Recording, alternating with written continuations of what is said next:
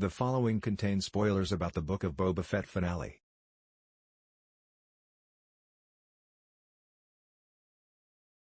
CNN. With the benefit of hindsight, the Book of Boba Fett was part epilogue, a whole lot of prologue, and one giant valentine to the original Star Wars trilogy, attempting to put a different spin on peripheral players and underdeveloped lifeforms.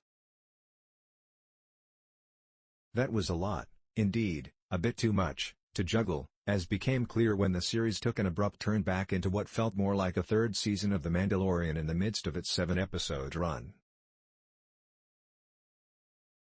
Boba Fett might have great armor, but as characters go, the series exposed a rather hollow shell.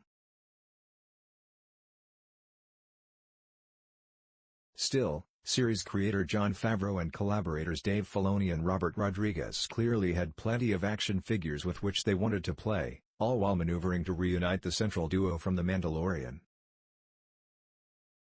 The action-packed finale included a protracted showdown between Boba Fett, Temuera Morrison, and his ragtag roster of allies against the criminal Pike Syndicate, which not only had them outnumbered but seemingly outflanked. The ensuing battle, in the season's longest installment, contained numerous last-minute rescues and an old-style Western gunfight, pitting Boba against the bounty hunter Cad Bane, again voiced by Corey Burton, another fan favorites imported from the Star Wars animated universe, which Planet F. One recurring theme in Book of Boba Fett sought to showcase residents of Tatooine that played minor roles in the original trilogy in a different light.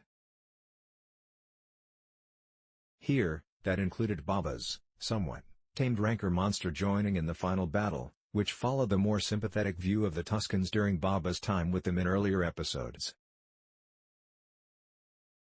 Despite rousing moments, the series couldn't entirely overcome its awkward structure, which underscored that Boba Fett existed as an offshoot of The Mandalorian.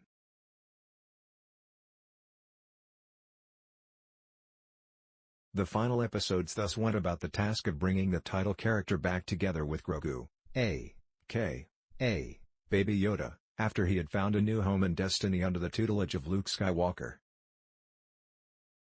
An encore appearance by Mark Hamill, along with Rosario Dawson as Ahsoka Tano, elevated fanservice to almost giddy extremes.